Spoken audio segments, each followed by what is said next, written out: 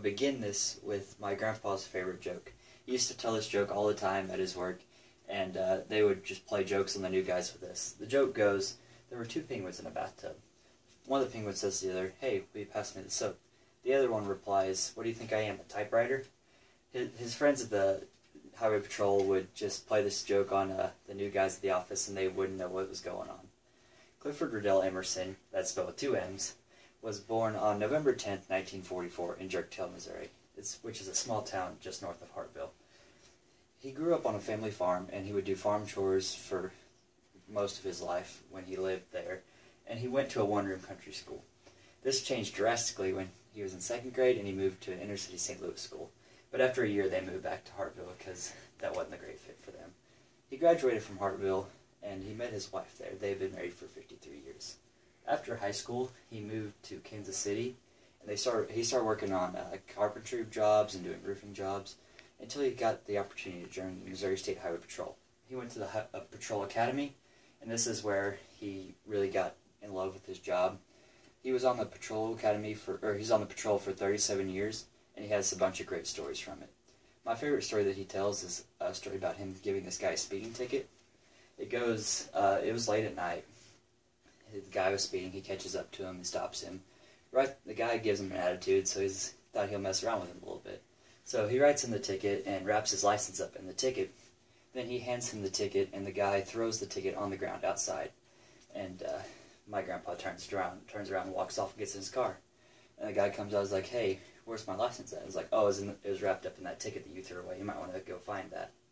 So after he retired from the Highway Patrol, he had to transition into being a full-time grandpa. And this is where his influence in my life comes into play. I've been very close with him my whole life, and we've had a bunch of great memories together. The first memory I have with him that I can remember was when I was 2 years old.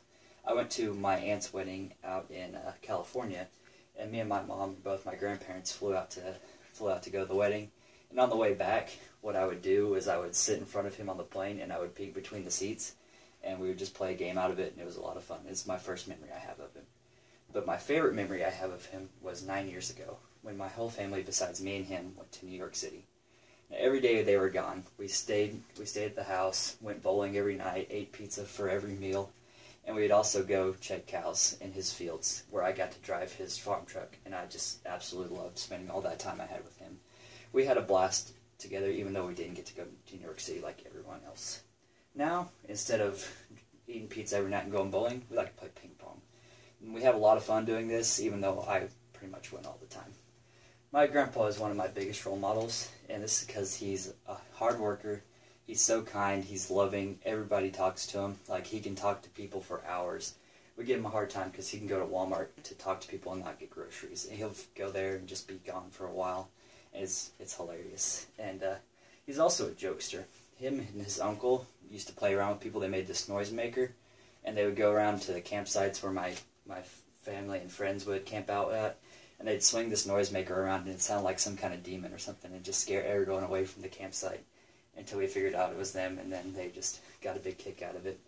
And the thing about that is, he always loves to make people laugh and smile, and that's one of his great characteristics, and I wish that I could make people laugh the way he does. And he's just a great impact on my life, and that's why I did this speech up for him. And I wish everyone could meet my grandpa, because he's just one of those people that you love to be around.